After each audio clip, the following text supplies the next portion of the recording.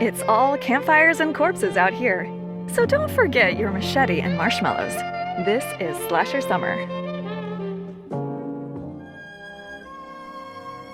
The historical material you're about to hear has been distributed as a public service by Magic Video, your home for the newest blockbusters, timeless classics, and everything in between. Make tonight a magical night with Magic Video, located on Broadway in Sparta, Tennessee.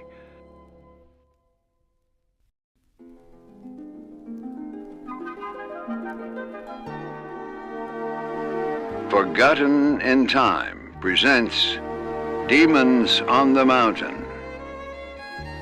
There are few places in America that remain untouched by modern society, that remain forgotten in time, that have held their secrets for thousands of years. This is one of those places. Few souls have ever traversed its majestic beauty. Fewer still made it their home. Most who did only survived a few years. Some, however, took to the mountain, and the mountain took to them. It provided them with the purest water, the animals, the plants, the trees. They built strong homes from what the land gave freely. These families lived their lives outside of time as the world around them grew louder, faster, and more chaotic. They depended on each other and on the mountain. They lived this way for generations, but the world kept growing, and their world kept shrinking. Their way of life was nearing its end. All great things run their course and die. Life on the mountain for those few remaining families had reached its end. The Logans, the last family, a family with a dark secret, a secret that tampered with nature's delicate balance. That imbalance, met with the outside world's ignorance, set into motion a bloody and brutal reckoning. In the end, nature reclaimed what was hers. Balance was restored, and the mountain won.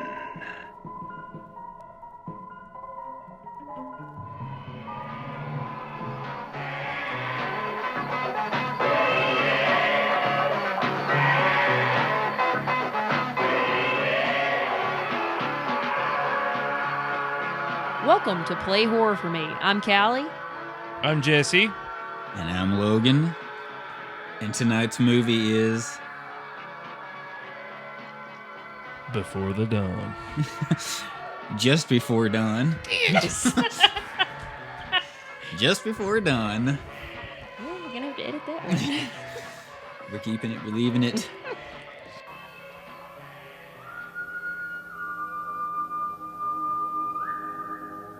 Just Before Dawn, 1981. 5 friends head deep into the Oregon wilderness for a weekend of hiking and adventure.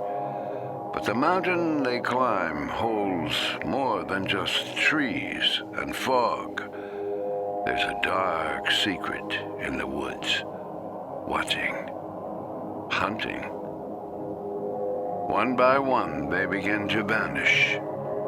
Now a lone forest ranger races against time to find them before the mountain takes them all.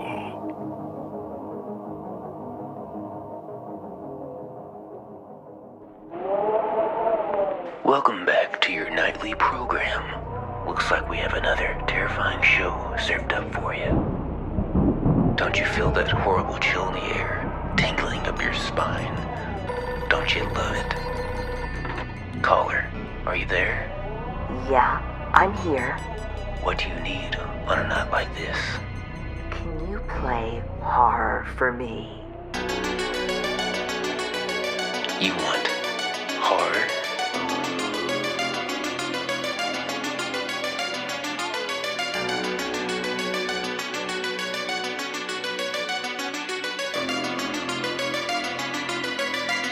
Play horror for me.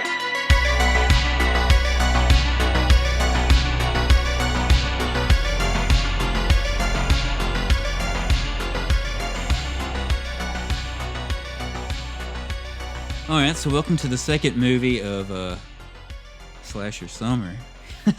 Boom, boom, boom.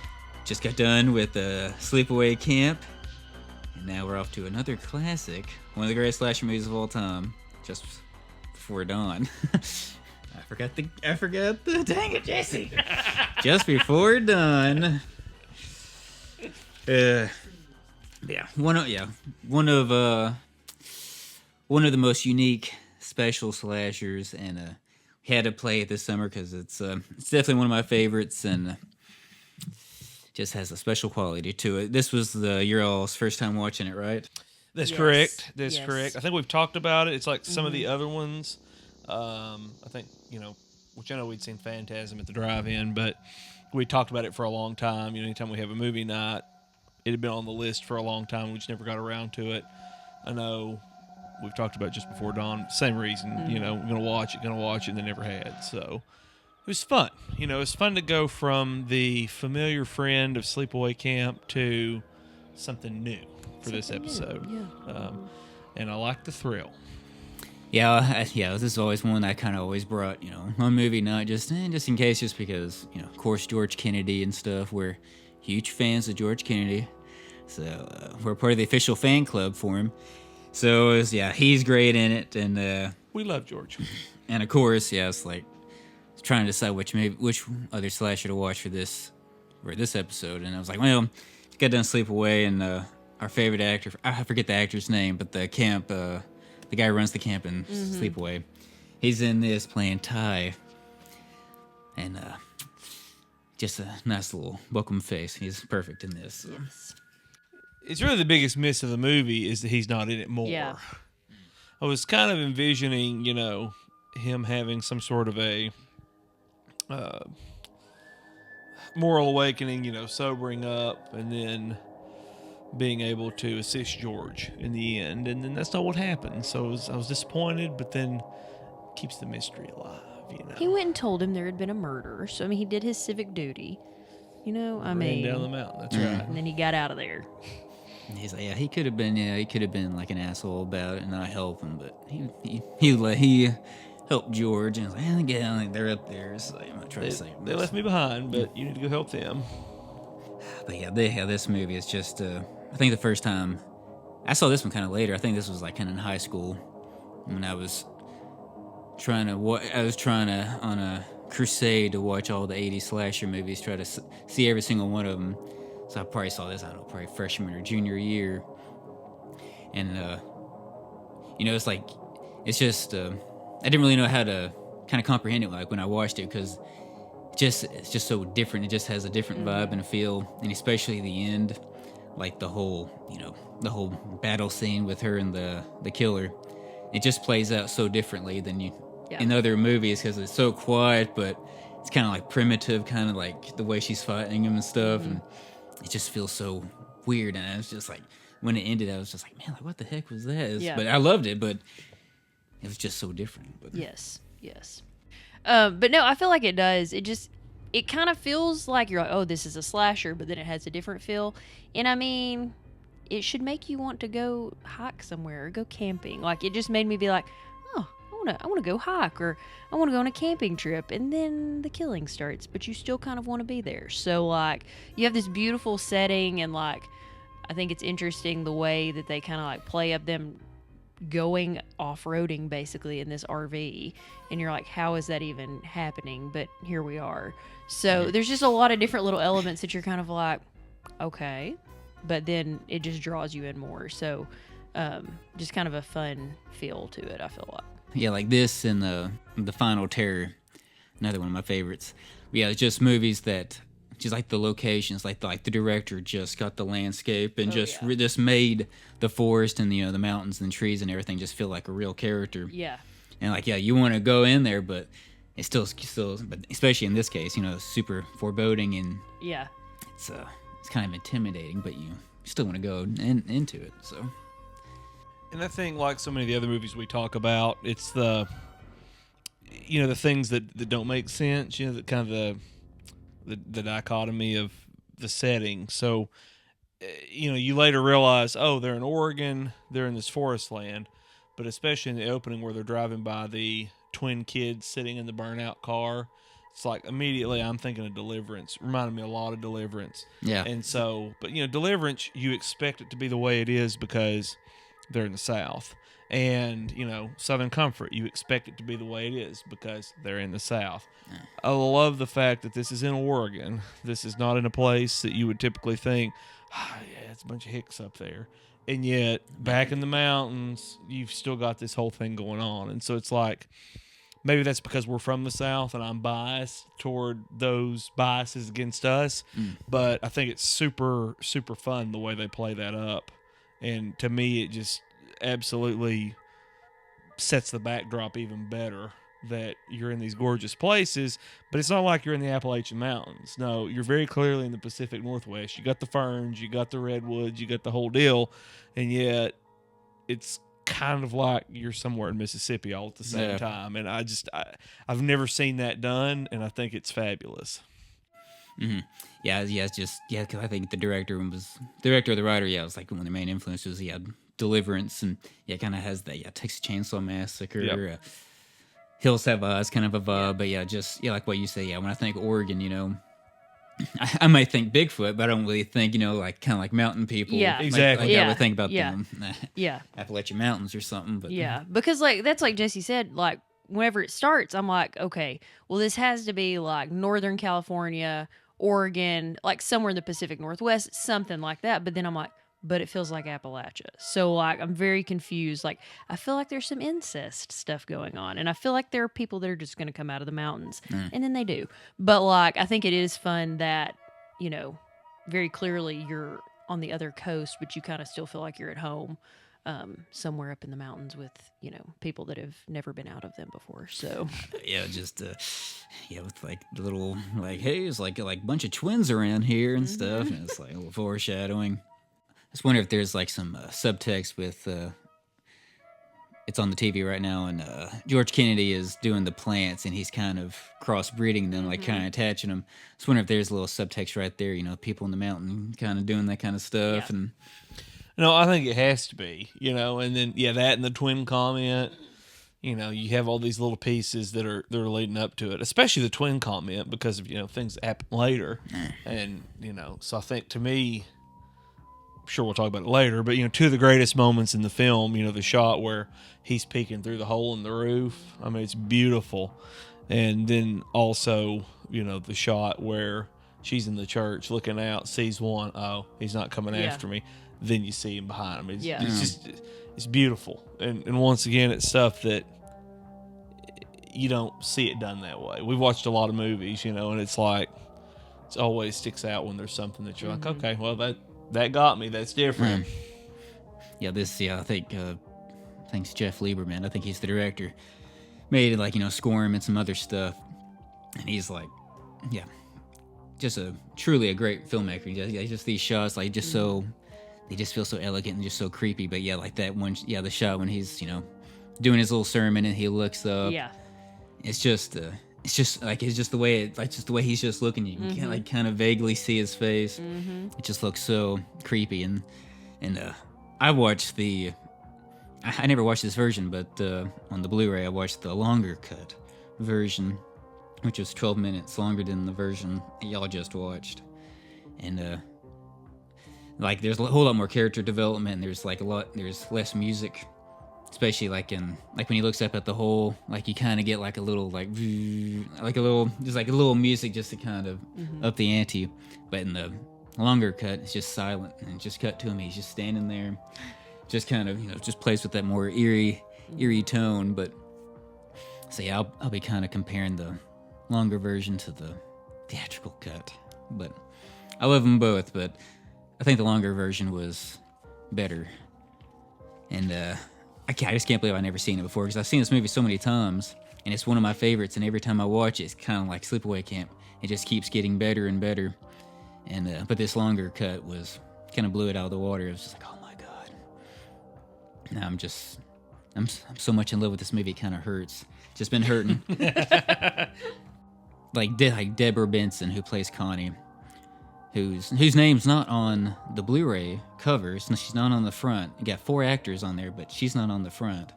Fucking assholes, whoever did that. I mean, she's the star and she's the heart and soul of the movie. But I think it's like, man, because like Sidney Prescott's my favorite final girl. It's like Sidney Prescott and then like Laurie Strode. But I think Connie in this, I think she might be better than Laurie. Maybe even being better than Sidney. That's how much I love this character. And it's just, Folks, it's real. because there's so much going on, and she doesn't have, so many scenes where she doesn't really say too much. It's just she just kind of conveying with her eyes. And it's like, oh my god, it's just so great. But I just absolutely love her. I just love her and her character, because like just her relationship with Warren, it's just, especially in the longer cut, we kind of see that maybe their relationship's not that sound. I don't think he's really that in love with her, and I don't know. Let me see. I'm trying to get my thoughts about it. I'm trying to go over the place right here, because I wrote so many notes about her, and I don't. They're all kind of scattered. But if you guys got something to say it. No, I think it's a testament to her being a truly great actress, because there are moments in this movie where you see her and you think, I just kind of want to choke her, like I want to reach to the screen and choke her. And then there are other times where you're like, all right, good for you. And, so you have those moments where you see her like you would see a real person, where, it's very rarely that you agree with somebody all the time or that you hate somebody all the time. It's always, somewhere in between the two. So, but I think she does a great job. And, of course, the first time watching it, but there are so many different times that you watch her and you're just like, I don't understand the motivation here. I don't understand what you're doing. I don't understand why you're doing it. But then, is that because you just seen it the one time, or is it because that's part of her character, is that she is kind of this enigma that you don't really understand? But yeah, especially, it took me a long time. You're like, okay, it's 5 people on this camping trip. What are the dynamics here? And then, so you think, okay, it's 2 couples and then the brother. Yeah, but then it's kind of ambiguous, and that's, to me, that's fun. Kind of this, group of 5 friends, but everything is kind of fluid. You don't really know who's with who or what's going on. And especially with her and Warren, you do kind of see that rockiness where it's like, wait a minute, are they together? Are they not? Or like, what's going on here, So it's fun too, and she does a great job, I feel like, of portraying that, and being much more complex and much more deep. Whereas Warren, you just kind of see as more of a flat character. Yeah, it's just it's kind of like what George Kennedy says at the end is like when Warren says like did you know about this? Talking about the killers, and he's like, no, but I knew about you. Yeah, it's like I can see you through your bullshit. It's like I know you're kind of like these cocky. The cocky type that thinks they have like nature all figured out, that they think they can just come up here and just kind of be king of the mountain or whatever. But it's just like the mountain's still the mountain. Like you're not like you got nothing on this. Like they can do whatever they want to you. It's such a great line, and a line that only somebody like George Kennedy could deliver. But it just. I think Connie feels that way too, because in the, I was wondering if you guys kind of saw some of this stuff, but like in like longer cut, it's like we see like with like when he hits the deer and everything, and she kind of looks at him, she sees that he's lying, that he's kind of not paying attention when he should be paying attention, because if we're going rock climbing, and it's just like, you gotta take this seriously, you kind of gotta be truthful about what you sense, what you feel, so we don't die. But he's not truthful about, the deer, and then he's not truthful about, what else is he not truthful about? He's not truthful about a lot of things. Well, just like when our buddy, the drunk, trying to let him in. Well, now, you think I should let him in, don't you? Well, yeah. And well, he'll be fine, and it just. And then it's like she's paying attention to him. She's like, and he's talking about demons. He doesn't really mean demons, but he means something's after him, and I'm paying attention. So it's like, probably be a little nervous here, but he thinks he has it all figured out. It's like, hey, I got this. Well, and then later, when she's like, hey, you think maybe you should go back and let George know that where we're at and what we're doing. I probably couldn't make it back before dark. It's like, what? Yeah, and he kind of admits, yeah, that was kind of dumb that we lied to him. Yeah, but I just don't think we can make it back. Yeah. So it's like, wait a minute. Hold on. I know, it's just, yeah, he's like, he just doesn't care. He just doesn't pay attention. He just thinks he has it figured out. And, especially like when they find Jonathan dead, and like, I really love it how, she instantly knows like he was murdered. Because like in the longer cuts, like they kind of establish that like this evil kind of presence is there, and she really feels it. And I think it comes across better in the longer cut because it has more time to breathe, and you get a little more time with him. But then like he's just in and out. It's just like, no, like he wasn't murdered. And then when they go back to the campsite, it's like, I got to get the keys. And it's like, he's just so in and out. He doesn't, like, maybe not listen to her. And he's like, I'm just going, I got to go. I got to get the keys. I'm going to leave you here by yourself. Yeah. And it's like, in the theatrical cut, it kind of comes across more of kind of like just stupid movie character stuff. Or it's like, oh, we got to split up. But the longer cut, it just kind of just comes across like this guy's just beaten and he's just completely lost. And she knows that he's lost, so she knows that she's completely on her own. And I just love it. I just absolutely love it. But well, and I think it's interesting, and I think here, part of it's because of, Warren, the way he plays the character, he does such a good job. But like, it's like two different people. If you watch this movie beginning and end, just two totally different people. And like, I don't feel like anybody else really changes that way. Everybody else seems to be the same. But it's like, by the end of it, you just want to kill him because it's like he's just like this sniveling idiot, and you're like, I understand you wouldn't know what to do in this situation, and maybe you wouldn't be Mr. Macho Man out there, taking this guy down. But it is such a powerful scene where he's laying over there like crying in the bushes, and she's over here having to handle everything, and it's just like he's just watching her get attacked. Yeah, and he just watched George have to kill the.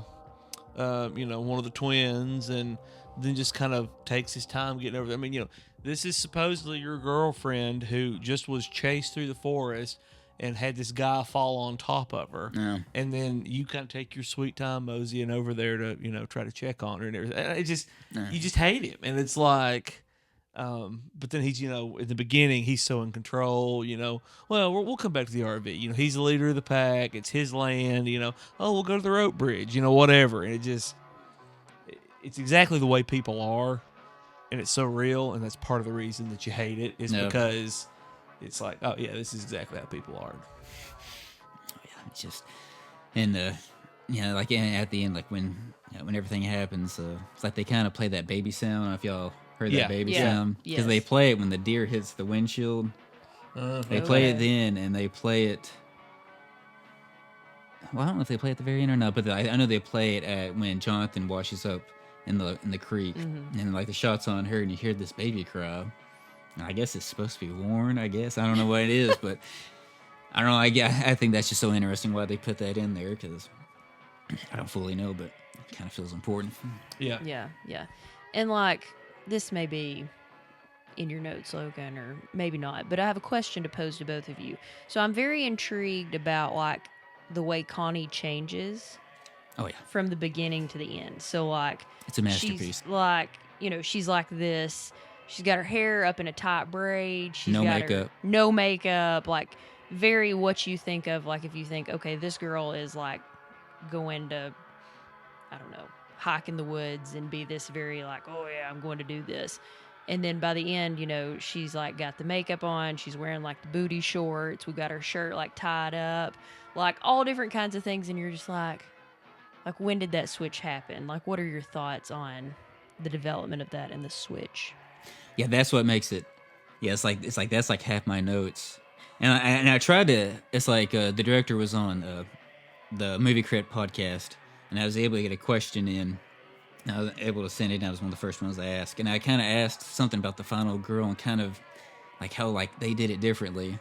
And then like his answer, he kind of seemed like he didn't kind of care about the answer, well, like about the question. So I was kind of like upset about that. It's just like, man, you're sitting on this incredibly like rich character that no one really talks about when they talk about, you know, final girls. Yeah. You know, I think about, you know, female characters today, you know, like they try to be like girl bosses, and a lot of them are kind of, you know, especially in Hollywood now, they try to get rid of like all of like kind of, I can never pronounce this word, the you know, the femininity of it all, and try to take away kind of like what makes a woman, and trying to make them almost like manly in a way. And it's like, all right, they're tough, so we kind of got to make them look like a dude, Right. a little bit. And in this, she kind of starts off not as like quite as a dude, No, but like, yeah, she's not wearing any sexy clothes, just kind of like baggy clothing, no makeup. And then she keeps getting stronger throughout the movie. She keeps becoming more, you know, feminine. Yeah. And I feel like, you know, like if this movie came out today, like especially the longer cut, and you just, you know, put on, you know, it's like, oh, this like released from A24. Then like this movie would be like the #1 horror movie of the year. All the horror fans would be like, "Oh my god, this movie's so amazing." Yeah. She should be nominated. Whatever, this film should be nominated. But yeah, it's like I'm just so fascinated by just her transition. Yeah, I've never seen anything quite like it. Like in anything ever. So because like part of it, you could kind of see she's trying to look like Megan, right? Because, you know, in the longer cut, Megan kind of, you know, this one, the theatrical, she kind of kisses him in the camper. And then Connie looks at him like, something's going on here, maybe. And then the longer cut, after the swimming scene, they cut to the campfire scene, and there's like a 5-minute sequence before the dancing stuff of Megan like, oh my God, like no one's believing me, like somebody was touching me. And then, you know, Jonathan kind of tells her to shut up because she's drinking too much. And then she kind of starts flirting with Warren. She starts flirting with the other guy. She kisses Warren on the cheek, and Warren kind of looks at Connie. And it's just like, well, does Connie kind of want to be like Megan, trying to impress Warren? Just, oh, does he want me to be like more like a woman or whatever? Or because like he almost seems like the type of guy that wants a woman like Megan, like this kind of like free spirit, kind of like a loose lady, whatever. But he doesn't want his lady to be like that. It's like, I want you to, you know, no makeup, don't wear the booty shorts, no, nothing like that. So maybe she's becoming more feminine, doing like the booty stuff, doing the makeup, just because maybe to piss him off, or maybe she's outgrowing him and she doesn't need Warren anymore. I don't really know. I've thought about this for years. I don't know. Yeah, because I'm gonna think about it from now on. So because it's truly one of a kind. Because like to me, like she almost feels like kind of like a Sophie Thatcher. Like that's the vibe she was giving me, you know, from Heretic and Companion. Oh, and I love her. Massive crush on her. But like they had like very similar like, you know, acting styles, you know, and just the eyes, like they don't have to say anything. They just convey so much just by looking at them. Her performance is just so special. And I just can't believe that no one really talks about it, and I haven't really seen any interviews of her talking about it. And it's like, damn, honey, it's like you made something truly special. It's like it's just so different. And probably the reason why people don't really talk about it is because they can't fully comprehend it. Right. They can't fully explain it. Because I feel like you know, like writing like a college essay about it or something, like just doing a deep dive about it, and just like her relationship with Warren and her relationship, you know, with like climbing and like outdoor living. Because then, like, you know, by the end, it's like he keeps telling her, "Hey, put on boots, put on long pants," but she's barefoot, and you know she's like, "I don't care, I'm just gonna." And maybe it is. Maybe it's like her becoming like free of him. So like, you know, oh, well, you need to put on long pants and you need to put on boots and you need to do this. And she's kind of like, I'm going to do whatever I want to do. Yeah. I mean, if I want to go out here in my booty shorts and bare feet, I'm going to. So like, it's just, maybe that is, I don't know. I'm going to have to think about it. What do you think, Jesse? we will be having a special sale after the end of the podcast for denim shorts. Thank you for joining. So Thank God for the man who made those, or women who made those.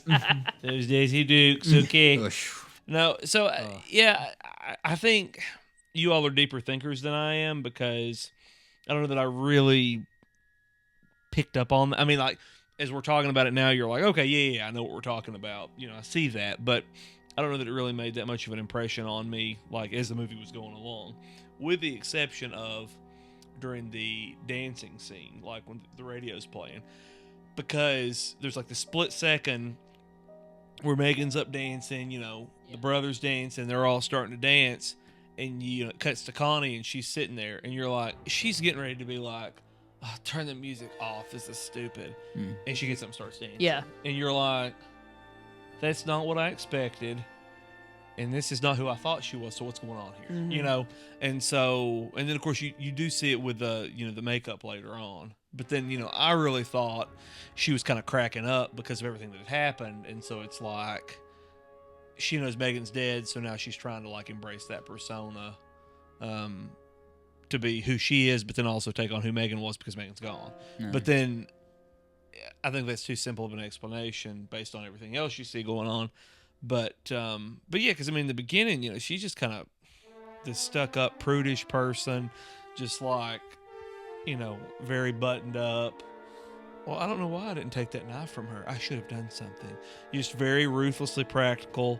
Very, yeah, I don't know how else to say it, but, and then by the end of it, we're much more frivolous, and much more of that free spirit. So, and enjoying it. Yeah, she yeah. has Yeah.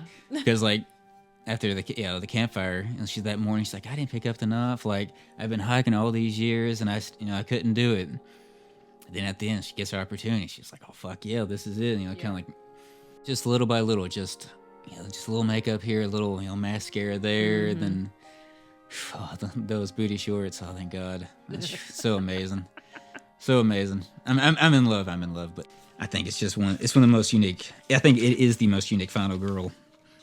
Because I think the first time I saw it, it was kind of it's like, I'm just fascinated with her, but I'm not that intrigued by her.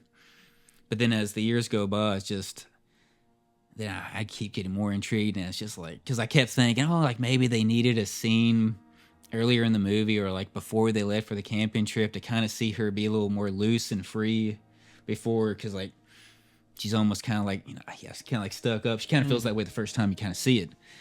But yeah, the more you see it, and the more you see her relationship with Warren, and especially this longer cut, just it's like, oh, their relationship is just it's just a kind of bullshit, because the dancing scene plays completely different in the longer cut. It's kind of crazy, because like she gets up to dance and he looks disappointed, like, oh, like she's doing this, I don't want her doing that. But then he keeps drinking, so he gets a little more kind of loose and okay about it. But he doesn't want her doing stuff like that, and she's just gonna do it. So yeah, I can't talk enough about her, and we will talk more, because I got little notes just scattered about, so just little thoughts here and there about her. But she's amazing.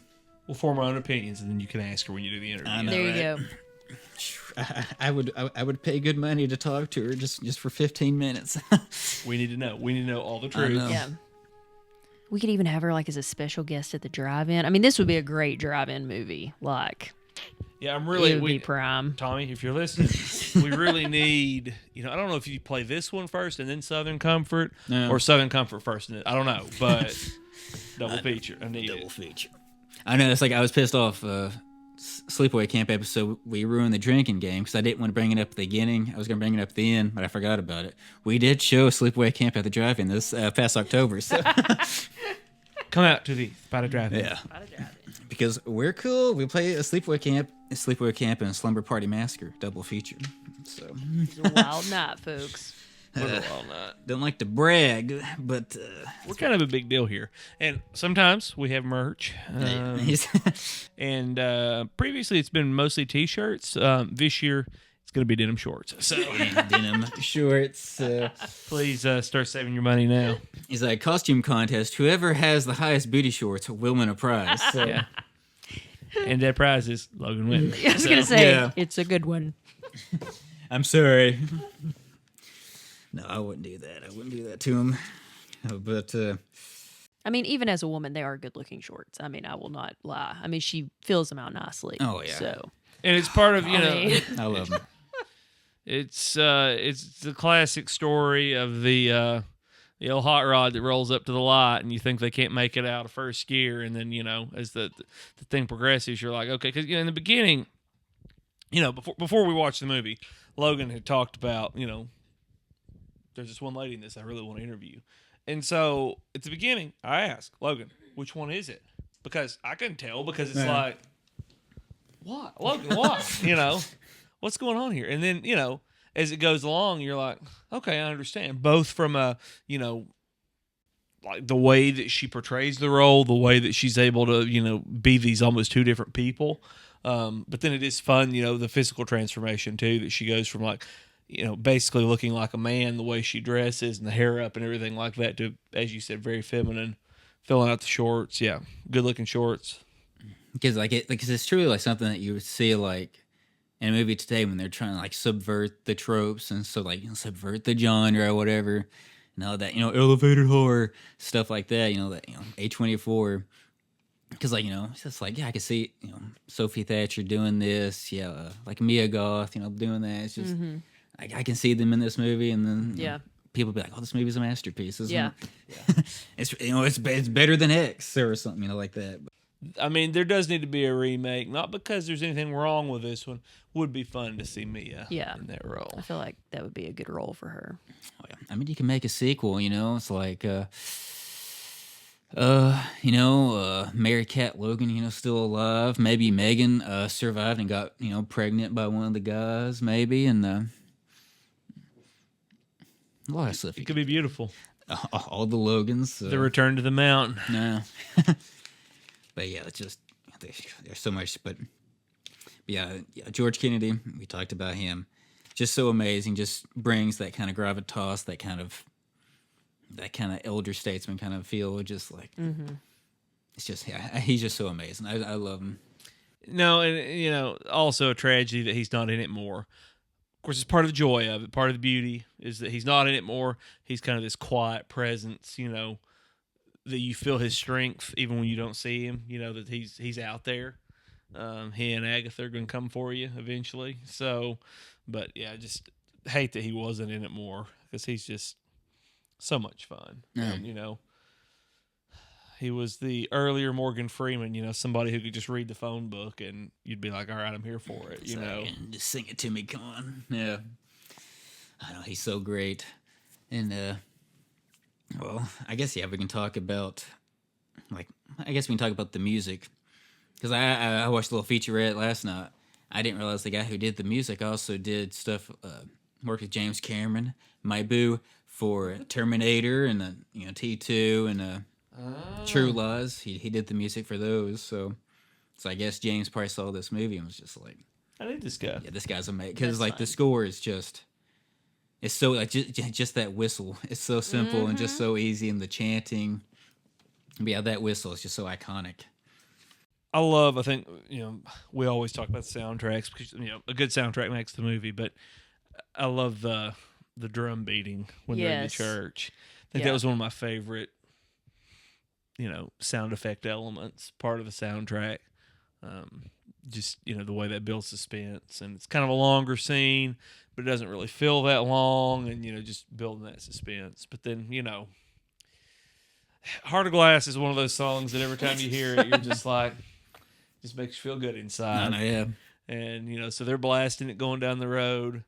You're wishing you had that RV and that you were alive in the 80s, and then everything kind of comes off the rails. But I think it's fun that that's really the only pop song you hear. Yeah. Like they could have done this as a total like tribute to the 80s, and that would have it would have been great. Like that would have been fun, but I think, you do feel the isolation, you do feel the nature and kind of the backwards side of this because, they leave civilization pretty quickly and that music goes with it, you know, and then it's all these, much more primal sounds. Yeah, he's like, just that one, one song, just makes it feel just more like real, just like in our real world instead of just using some stock music or something. Yeah. Yeah, then they go up on the mountain, and the mountain is just. What did you want to say something? No. All right. No, I'm good. No, I'm good. Oh no! You cut me off. But it's just like the way they talk about the mountain.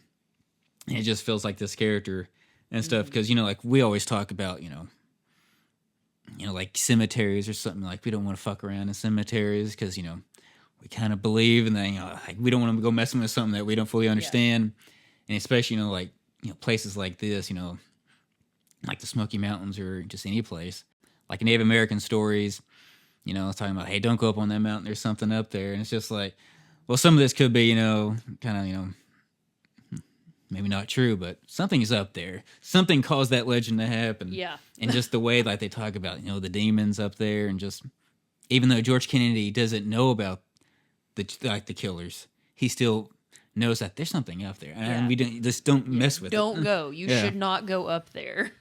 I know about you.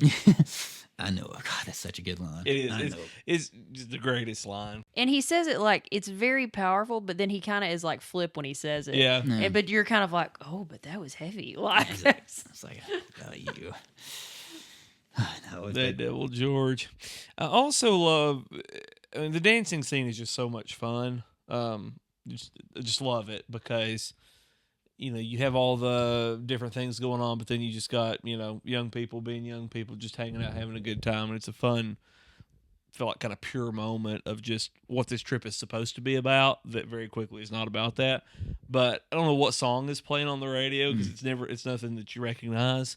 But need to find out the name of it because it's fun. It's this fun kind of modern, but not real. I don't know. It's a fun feel. Yeah, it's like it was the composer, like that was him singing it. It's like, cause like they needed a song, so it's like he just made it himself. Cause like cause like exactly, it's like I tried to find it too, cause I was like, it's a cool little vibe, cause it's almost like a dark disco or something. Yeah, exactly. Yeah, disco's what. Yeah. It has like that creepy little kind of like reverb on it. And then they shot the radio. No, that's awesome. I should have known that. 'Cause it's like nothing I've heard, but then you're like, well, I mean, there's a lot of stuff I've not heard. So okay, that's even better. I think it is fun, like you talking about the dancing scene, and it's like they keep cranking the music louder and louder, and then like Logan talking about like, they're not being respectful of the mountain, even though they've been warned. And it's like, I mean, this is probably not at all what was intended, but part of it is kind of like, there are some things that you just don't mess with. And so like you've brought yourself and your loud music into nature here, and you're just disrupting everything. And like, you're upsetting the balance of whatever that balance is. You're upsetting it.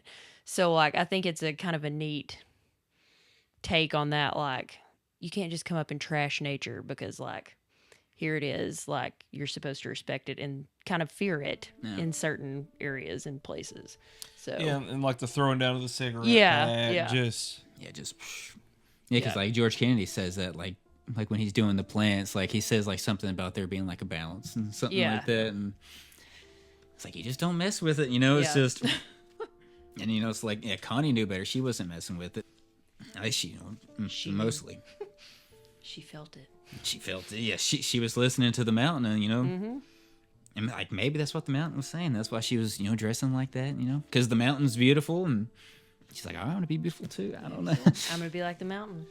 There's so much going on. Like, like Warren and Megan, like, do they have a relationship before? And just Megan seems like the type of girl that, maybe they had, like one drunk night or something. It's like me and Warren got together, but don't tell Connie, she's my best friend. I can't tell her. Yeah.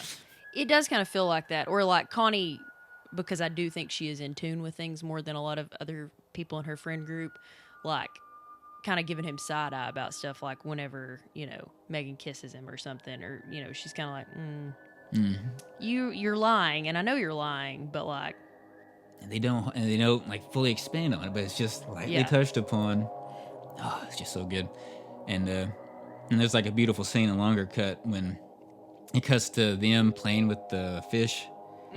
And then like before that, it's like a big emotional scene. It's like she's looking for him and he's on the shore just like looking at it. You can tell he's contemplating, and then she kind of just stands behind him for like 5-10 seconds and just looks at him, and it's like she knows that he's thinking about their relationship and how it's falling apart and how it's a fraud or whatever.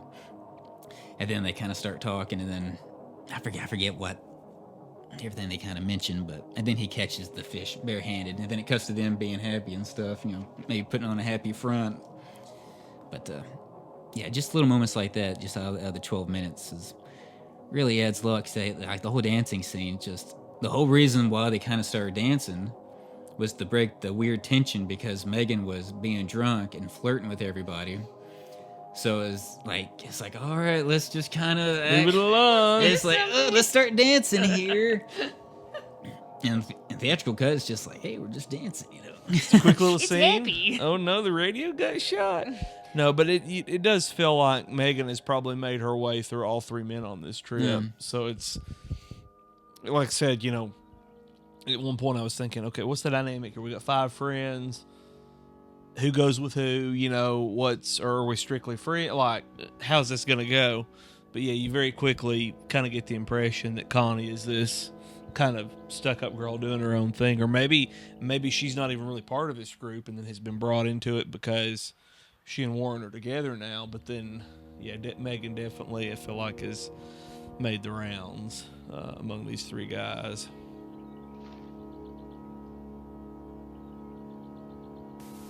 It's intermission time, folks.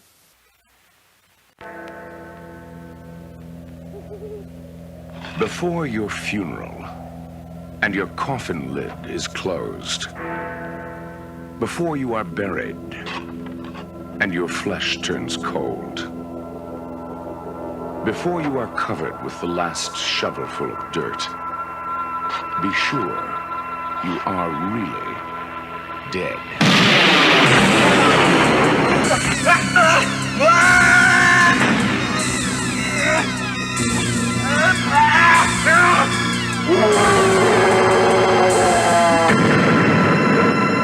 Mortuary. Before we head back up to the mountain, there is one case we forgot to close. One that slipped through the cracks from our last episode. We filed the report, we recorded the tape, but somehow it never made it out. Until now. This is Story Solved, Sleepaway Camp Edition. Spoilers ahead.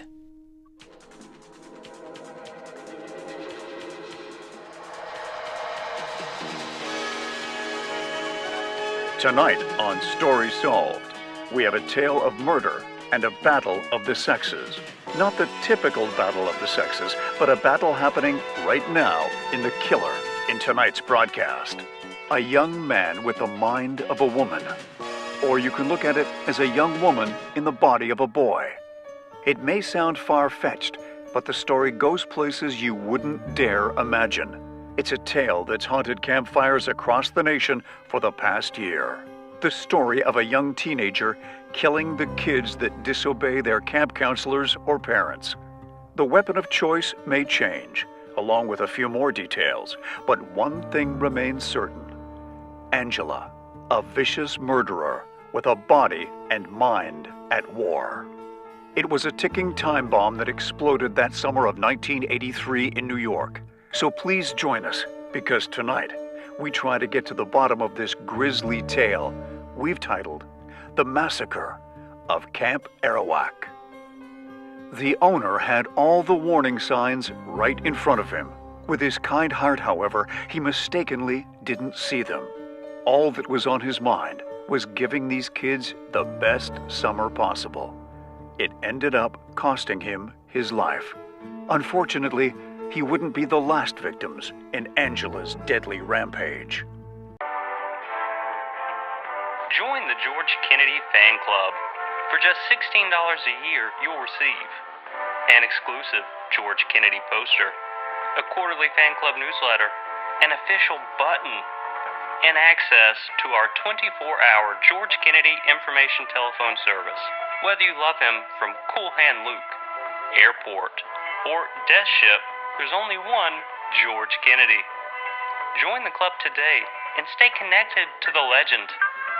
make check or money order payable to George Kennedy Fan Club, Department K, P.O. Box 1975, Van Nuys, California. Void where prohibited. Supplies limited. Long distance charges may apply.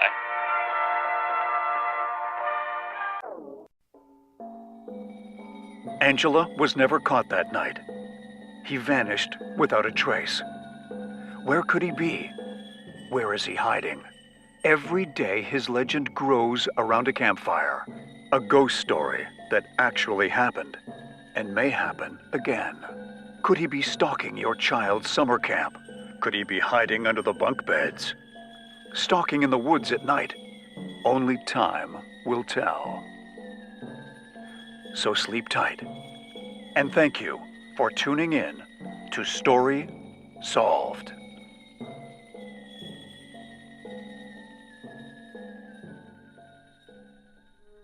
Thank you for tuning into Story Solved. As summer camp fades into the night, up ahead, the trail grows colder. The mountain calls again. And so we continue through the trees, towards the silence, back to just before dawn. But yeah, one thing I figured out on this, during the amazing swimming scene, which is just so creepy and just icky.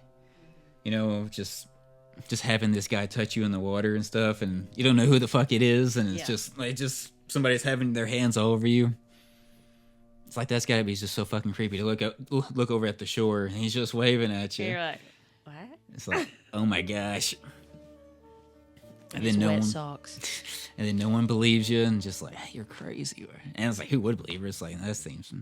I wouldn't believe her. I'd be like, it's probably just an otter or something. Yeah. No, I know. But then also, you know, what kind of foreshadowing is that, though? Oh, yeah, you know, she's out there in the water, takes her top off, and then she's got some guy with his hands all over her. So, you know, is that part of why they're not believing her? Because it's probably like, well, you know, yeah, you probably think that because every other guy's had his hands on. You know, is there imagery there or is it not? But yeah, it's a very fun scene. I love the long shot of him walking out of the waterfall. It's beautiful. Mm-hmm.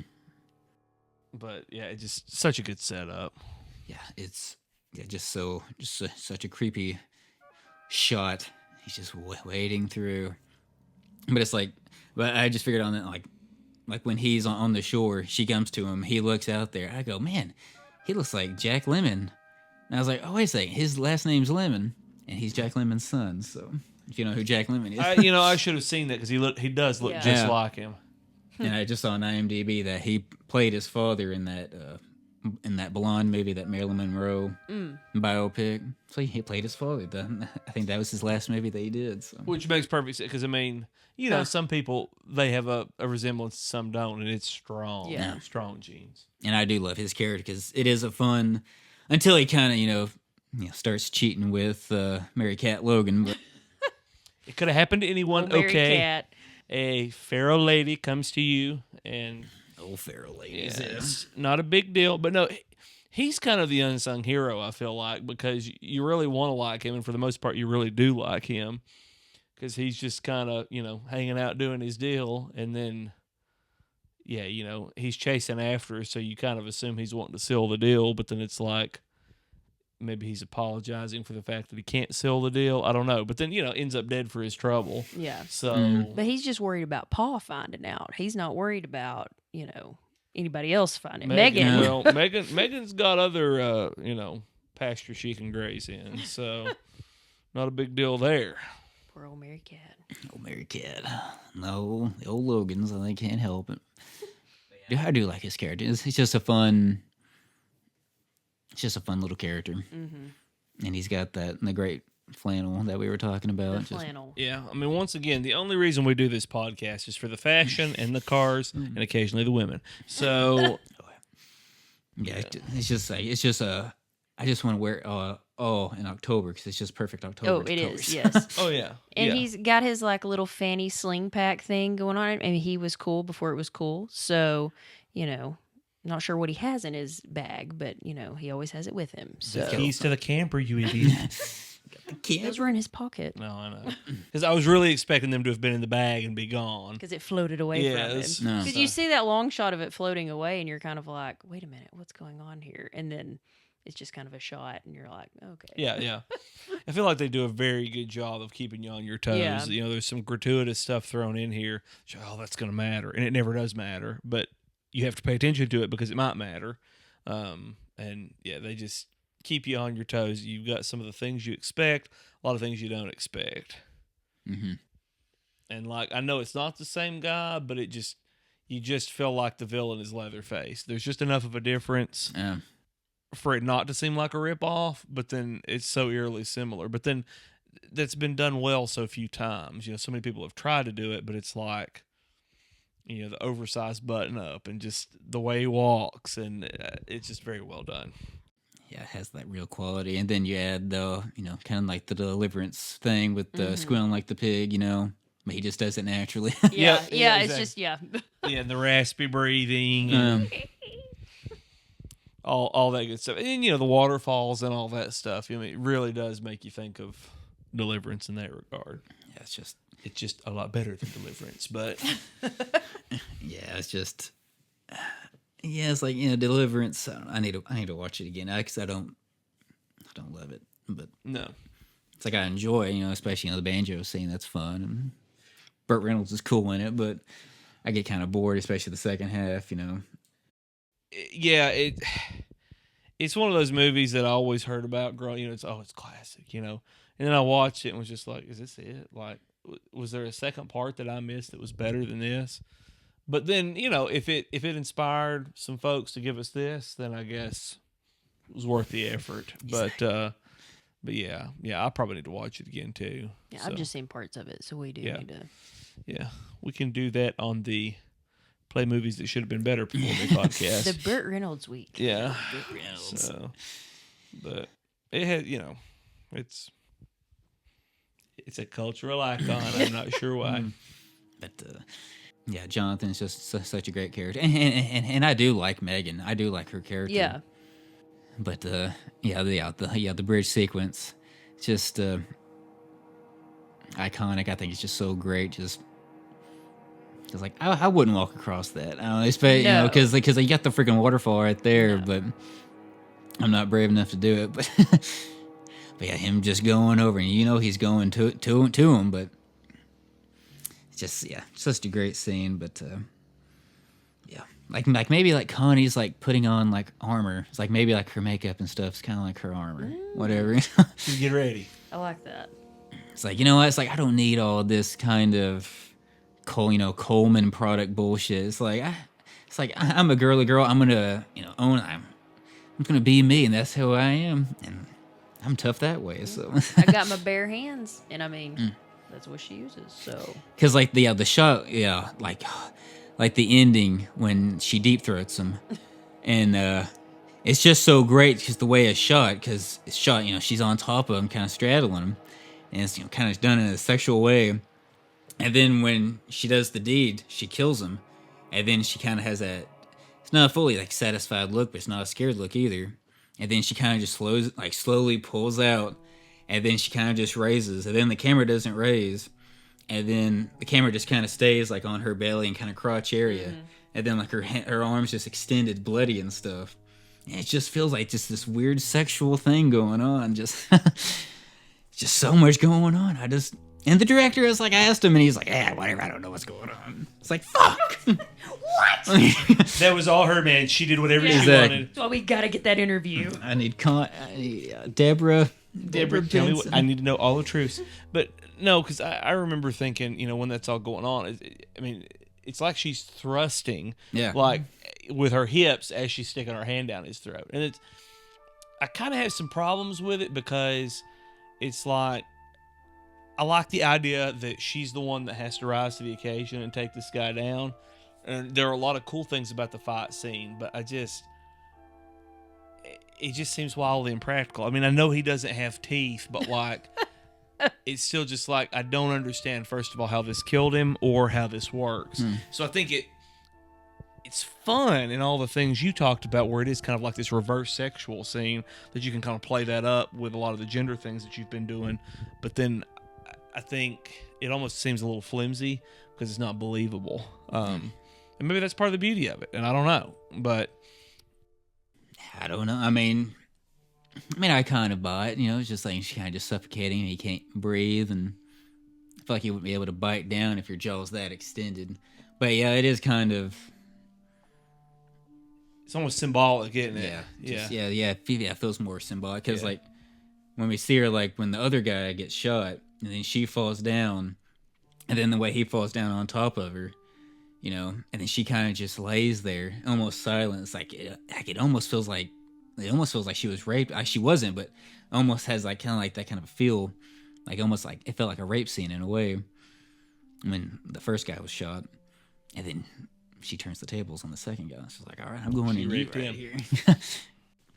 I mean, I'm gonna have to. I mean, I think you could suffocate somebody like that, but I'm gonna have to read about the science about it. But Folks, like, if I wind up dead tomorrow, if you're cutting off someone's airways, like through their throat, I don't know. Now I'm just pondering on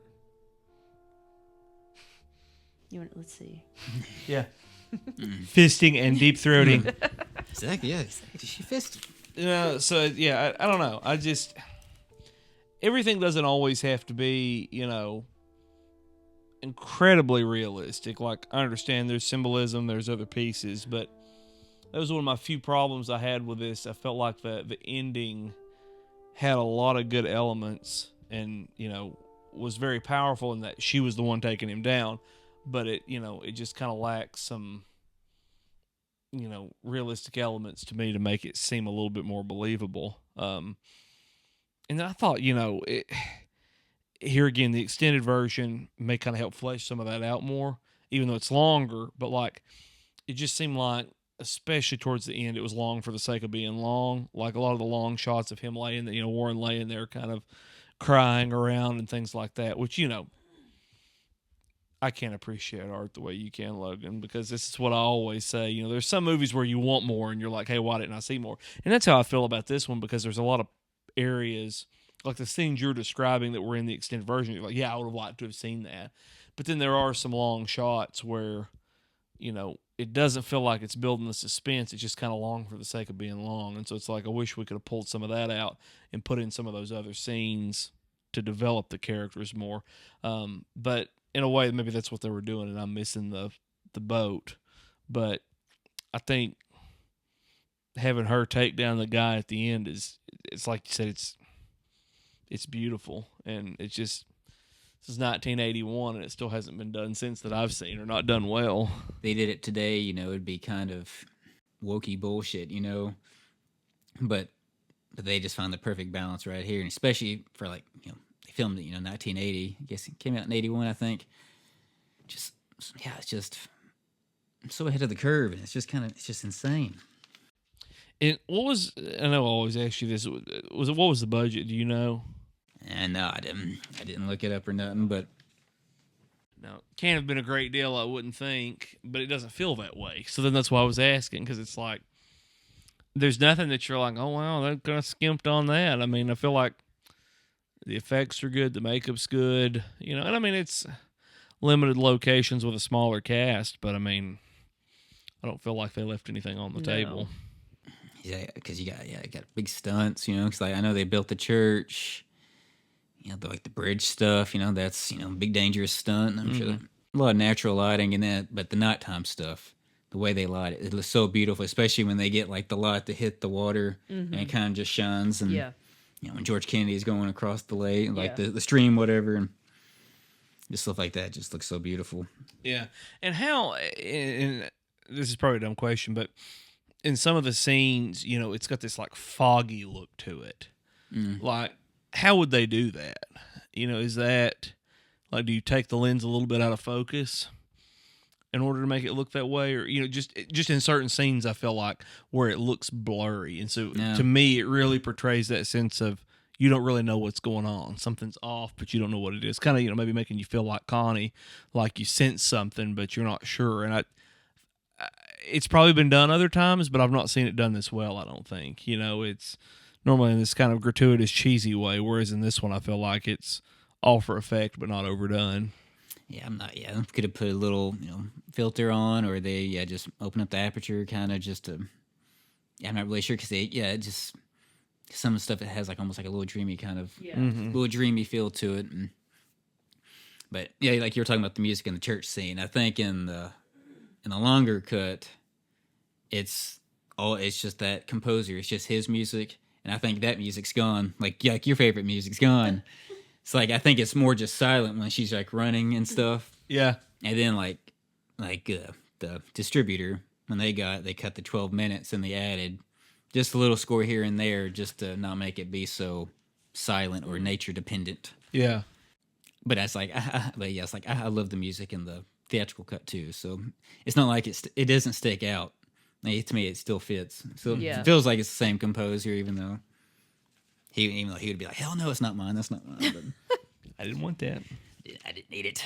But it's just, the church. Yeah, we're talking about the church scene with Megan, and because like it's such a great reveal. It's like, did y'all know that there were two killers? No. When that popped up, I thought he had just changed out of the vest and put on the flannel. So, and then it was like, oh wait, hold on. Yeah, it's like, and they're not really deceptive about it. I mean, all the clues are there in front of you, but you just, it's the magic of movies. It's just what your brain tells you based on what it extrapolates from what it sees. And so, yeah, I never saw it coming. I love him walking around with the camera and taking pictures. It's the best. Yeah, it's just little things like that. Yeah, the camera, putting on the sunglasses, or they get the glasses, and then when Warren does the amazing lantern scene where Jonathan's behind him, and then like they've put the sunglasses on Jonathan, just like little stuff like that. It's just like, oh my gosh, because they're just having fun, like these little demons on the mountain just running a rampage. Oh yeah, no big deal to them. Yeah. And I mean, if you're gonna have people invade your space, you might as well get to play with their toys. So it's like Warren keeps saying, "Oh, there's nothing up here but God's little creatures." And it's like, well, there's some God's big creatures too, and maybe some of the devil's little creatures too. So I don't know. They're more afraid of you than you are of them. I do enjoy that he says that like several times. Yeah. Like, well, and very clearly trying to tell himself, not her. But it is part of the fun. Yeah, he's just trying to go back to the old way. It's just like, this isn't happening. They're alive. They're fine. It's like, Warren, wake up, man. Like Connie's all alone here. And she's like, well, I'm fucked. A little stuff like when he jumps on the camper on the back, it's like, would they really not see that? But I'm fine with it because it's just such a cool little shot. It's a fun shot. Him just on the back, just. Well, and but right beforehand, Megan has stolen the mirror and been like, oh, I gotta put my makeup on. What if I see somebody's kid? And so sets up her role early, kind of as like this ultimate distractor who, keeps everybody's attention away from whatever's at hand. But they all like shook whenever he jumped on the back of it. Like, oh, I guess we hit a bump. Just the power of the imagination to rationalize, whatever happens. And then Connie's the only one that senses it. She's like, I'm listening to the mountain. Warren, you keep saying we need to listen to the mountain, and it's telling me something, and you're not listening. Mm-hmm. So I do always get a chuckle at the line when Megan tells, what's his name? Daniel. When she comes in the church, she goes, oh, the back door's open. I'm a pervert, so I always just chuckle at that. So it's like... Well, no, I had the same thought, because it's like... Probably would have had the same thought if anybody had said it, but especially her, Because, it's like, she's like, hey, let's piss off Jonathan, kiss me. And it's just like, all right, I guess, but... Oh, you've got to teach your brother a thing or two. Yeah. Here we go. It's like, after, she's taking seductive pictures in the graveyard. No. Like, all right. On the grave, so it was... Calvin Logan, Dwayne Logan.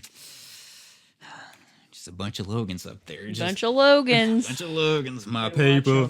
This is a documentary, isn't it? Oh, yeah. Family reunions next week. I can't wait. Oh, yeah. Back on the mountain in the churchy. Oh, yeah.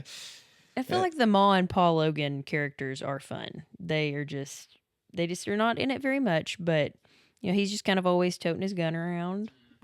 whatever he needs to do, he's handling it.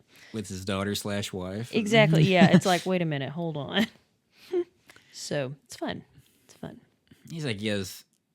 Because like she does have one line, but it's off screen. And it's like, oh, like, what do you want? Or like, how can we help? And like when, Warren and Connie go up there and he's like, have you seen our friends? So she seems willing to help, but then he just seems like this little guy, just like, like guns almost bigger than him, Yeah.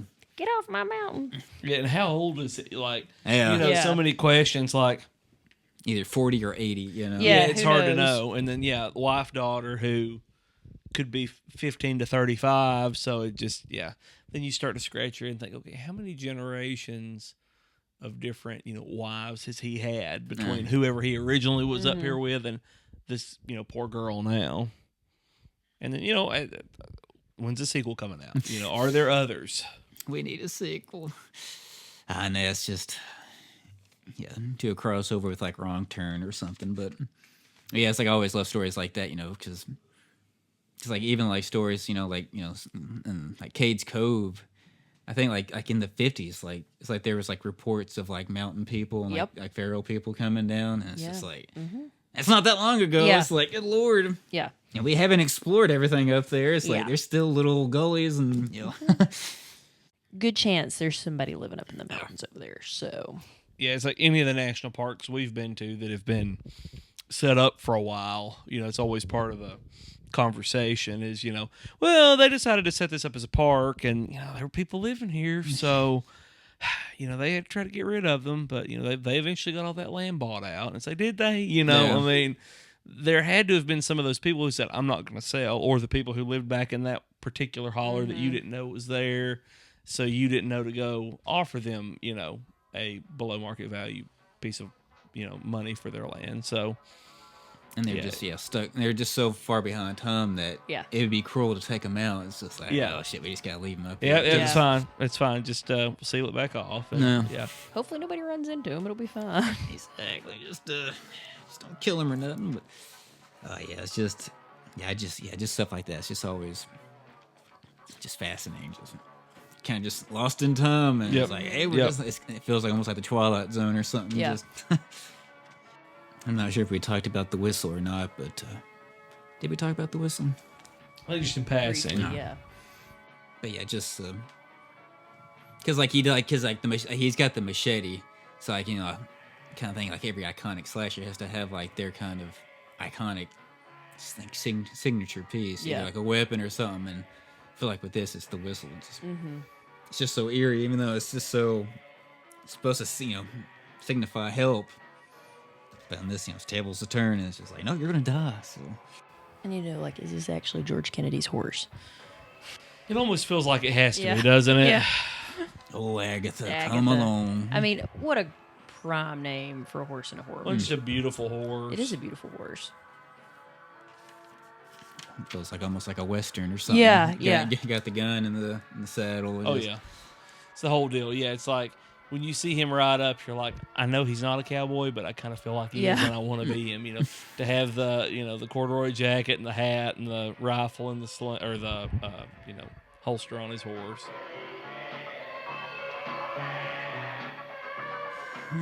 Anything I want to talk about? Maybe like favorite kill. Like what was? Oh fuck yeah, the kill at the beginning. Good Lord. It has to be that one, doesn't it? Yeah, the machete through like the fucking crotch out the ass. Yeah. Right up our alleys. No. Let me reference one of the other greatest kills of our time, in Terrifier, but that's exactly what it made me think of. Mm-hmm. And then, you're also like, is this going to take an even darker turn? Because he laid him over the pew. So then I'm, me being the pervert, you're like, is he ready to rape this guy? So probably did. Yeah, we don't know. We didn't know. see. That's true. You assume that didn't happen, but I don't know. Because he kind of does clean up, kind of like puts the body, kind of hides it just a little bit. Yeah, that's true. He's not able to catch up with the drunk, so maybe he was having fun in the church. But, maybe so. But that's just such a crazy. It's just that's your first kill. Just like you open with that, like that's yeah. It's a strong move. Yeah, and it just yeah, it just feels so gross because it just has that kind of like saw edge Yeah. to it. So it's just like doing like top of the tailbone or something. Yeah. You can like almost feel the like. Yeah. Like, Like you're hitting all the sensitive areas right there. But yeah, that was the best kills. It's because it's right up there with like kind of like the Pieces and Sleepaway Camp. Just kind of like little mean spirited. We love it. A little bit different though, just enough different. Just you enough. know, keep it interesting. Kind of like falling in the vat of corn. You know, it's just do what you got to do. You know. Gotta make sure, because it's just my notes are so scattered.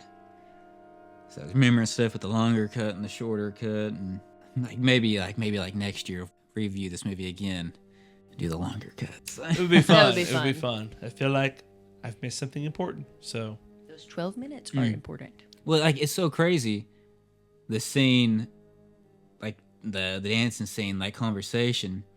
It's like when I was watching it last night, I kept waiting for like new stuff. I was like, man, like there's nothing new. Then I watched it here, and I was like, wait, that was new. It's like, I guess just all the years of just watching it, I just was filling in the blanks myself. So it's like those blanks turned out to be like what I thought of kind of ended up happening. Yeah. So it's like I kind of just envisioned that conversation happening. You know, them kind of arguing around the campfire. It's just like, hey, somebody was touching me, and everything. So it's just like I thought that was fascinating. I also love this scene where she climbs the tree and he like chops it down. yeah, and it's kind of like the rope bridge kind of deal where it's like you see it coming. Yeah, but like, But then even if she saw it coming, what else is she supposed to do? Right. And just the way he keeps kind of chopping at it, but like, even the way she climbs up, you know, like they keep like kind of showing her legs and stuff. Even that kind of feels sexual. I don't know, maybe just I don't know if it's supposed to be or not, but no, I had the same thought, you know, because let me circle back to apparently I'm a pervert, but yeah, to me it's almost like they shoot it as if the tree is like a stripper pole. Yeah, that like it's almost like she's like dancing on it or whatever. As she's climbing up it, and then it's like she's slipping off of it, so we're like hanging onto this pole. I don't know. It's what it made me think of too. I felt the same way. I think Quentin was involved in this because I think there's a foot thing going on. Especially after she paints her toenails, we see her feet a lot. Oh yeah. Well, yeah, she never put shoes on. That's true. That's true. I mean, because all I'm thinking, ruthlessly practical, is that hurts my feet, and there's got to be poison ivy everywhere. But then they've already rolled down the hill. It's yeah, okay. I guess you just you're at peace with it at this point. But yeah, this was probably one of Quentin's first loves as a young gentleman. Can't blame. Yeah. But yeah, it's just that scene's just so fun because, and Warren's not there to help, and it's like, how the hell is he probably hears it, but he's just like, I'm not going, I'm scared. Yeah, something's going on. He's worthless. Yeah. Now, if you guys got anything more to say about Connie, it's just I know like when I watch it again, I'll uncover some ideas and some more thoughts, but yeah, it's like I just truly just love her character. Cause it's just the most unique final girl. Because it's like Nancy, Elm Street, I like Nancy, but just a normal teenage girl. Alice in Friday the 13th. It's like I like Alice, but just a normal girl. It's like she's kind of fucking her boss in a way, but that's kind of the interesting thing about her. But with this, there's just so much going on. Because it just that fall. Yeah. Like the tree falling. I don't know how they did that stunt, and I don't know if that was really her, but I hope to God there was some padding, because you can tell. Pretty good fall. Jars. No, I thought, oh, this is gonna look hokey, like when the tree falls. And it's like, no, it looks perfectly real. I think because it was. Yeah. So she's like I can't breathe, but I'm not doing that shot again, so I had to get up and run. So. Yeah, it's like which adds realism to the whole thing, so that's fun. Like when the killer falls on her, she kind of hurls up in the fetal position, like kind of like a baby or something. I just don't know. There's so much going on, so much subtext. It's almost like a little art film. But a lot of questions. I need the interview. Deborah, we need to hear from you. Deborah Benson, please. Oh my gosh. Then I'd be so nervous. I'd be like, I'd just be a fanboy. But I would try to have some good deep conversations, deep questions for, like, when you deep throated that guy, what happened? What was your thought process of the character? Just like, what did it say in the script? Like, was this all in the script? Did she come up with this? And just a special little movie. But yeah. In the future, watch it again. Just because I think the first time I watched it, I was like, hey, probably 7 out of 10. But now it's like, if we're doing out of a scale out of 100, it's like, man, it's like, I just love this movie so much. It's probably like 890, 899. I mean, I love this movie. I love it. Cal, what would you rank it at? Are we doing the out of 10 or out of 100? We're doing out of 500. Out of 500. Oh. It's a moving scale. Math. Oh, yeah, just do what feels closer to your heart. Just what Okay. do you feel at the current moment? At the current moment. I really, really enjoyed it, but I think you're right. Like, I think that it's going to be one of those, the more you watch it, the more it's like, oh, yeah, this is really good. So just from the first viewing, just right now, before I really let it all sink in, I'm going to give it a 6 out of 10. I think that will probably change. But there's just a lot to digest, and I like that. So... If we're rounding up, I'm doing 10 out of 10, because it'd be like 9.9, so 10 out of 10. It's perfect. Folks, 10 out of 10 from Logan. That's a big deal. But yeah. This is 3 of the faces on his Mount Rushmore. Yeah, I would say probably a strong 90 out of 100. I really enjoyed it. You know how my ADHD is. Got a little long for me at the end, so that's the only reason I'm dinging it. I just felt like we threw some stuff in there just for the sake of burning film, and I don't like that. But no, I mean, just a great film. Yeah. Love the feel. Love the location. Oh, yeah. I mean, just has such an authentic feel to it. I mean, and it should, because it was out in the forest. But I really enjoyed that element, and and Connie's performance, and the change you see in her, and the twins, and everything. Mm-hmm. It's fun. It's fun. Excellent cast. Yeah, this guy, Greg Henry, like whatever his name is, he's in a bunch of like James Gunn movies. Like, I think he's like in one of the Guardians of the Galaxies and okay. Slither, and I say he's probably the most busy today. All these had a decent career. Okay, That's okay. fun. But yeah, Connie, Deborah Benson, just man, this character, I just love it. It's just so unique. I don't. Yeah, definitely in my top 5 slashers, because it's like I've seen like Friday the 13th and 1 and 2 are my favorites of that franchise. It's like you've seen those movies 40, 50 times or something, so it kind of doesn't like really wear off, but it doesn't feel as special or something. Yeah. But then like movies like this where it's like, I've probably just seen it like probably 15 times or something, but there's just so much to keep unpacking. Mm-hmm. Oh yeah. And those are the best kind that you can keep going back and revisiting. Pick up something new. And of course, I love mood and atmosphere, and that's vast majority of the movies we've done so far, it's just been mood and atmosphere, like Phantasm, Messiah of Evil and stuff, so it just has that, and such a unique character. But, alright, well, I think we're good for this episode. For this slasher summer. We got some good ones coming up, so Stay tuned. May have one that you guys will hate, so we'll see what happens. But keep us on our toes. Keep us on our toes. But yeah, probably I'll do. We'll see. It won't be Girls' Night Out. We are doing Girls' Night Out. I know Classic. You guys like that, so I might do another one that you guys haven't seen. You so. like that? And then we'll see if those have as much meat on the bone as this one does, but we shall see. Back door's open. The back door's open. Meat. We're going to be fisting the villain pretty good. Getting in the deep throat. In the deep throat, all right. In our Daisy Dukes. The Daisy Dukes. Please like and subscribe. Join the comments. Please give Find us a link to those shorts. Please give your theories on this character and what it all means and your interpretations of it. Oh, it's just so fascinating. But yeah, thank you for listening. So yeah, thank you. This has been Before the Dawn. Before the Dawn. I got the title Got right. it right. Good job. Just before dawn. Just before dawn. Whatever. It's a great film. We'll see you later. See you later. This has been Play Horror for Me. This has been horror for me playing. Just play horror for me. Just.